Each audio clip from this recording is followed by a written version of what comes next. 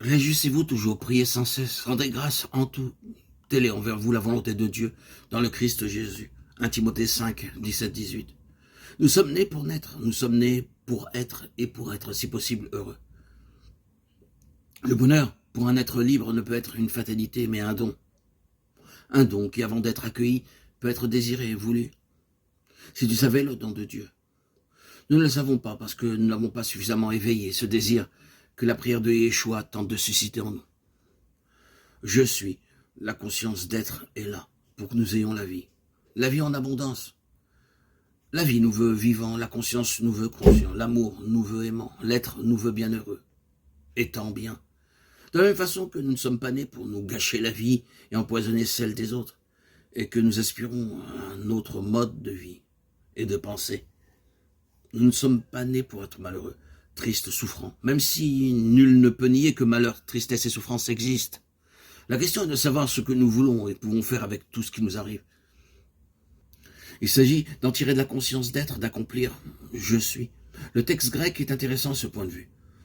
On pourrait traduire « geneteto », do, to, telema, sous presque littéralement par que la jeunesse de ton télos se réalise, de ton « je suis ».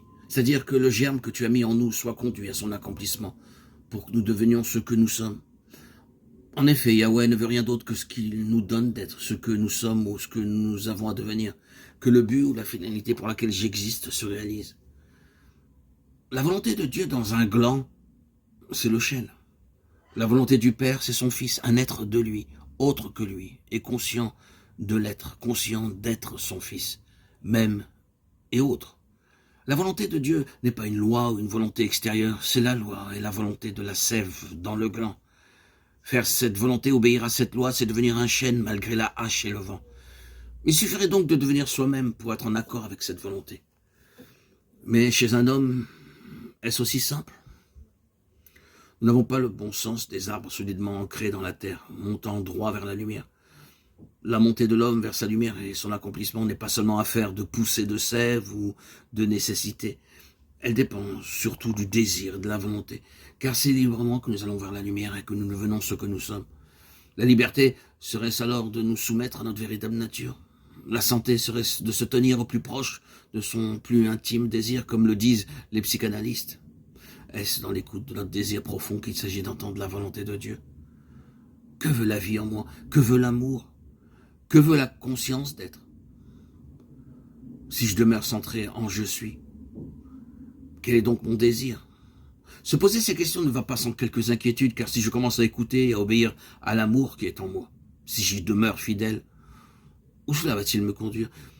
Si je commence à laisser vivre la vie en moi, si je ne la retiens pas, si je ne fais aucun obstacle au don qui se partage dans une vie donnée, si je n'ai pas peur de vivre, d'aimer et de me donner en pleine conscience, c'est-à-dire librement, où cette volonté de vie, d'amour et de don va-t-elle me conduire? Où va-t-elle donc me conduire?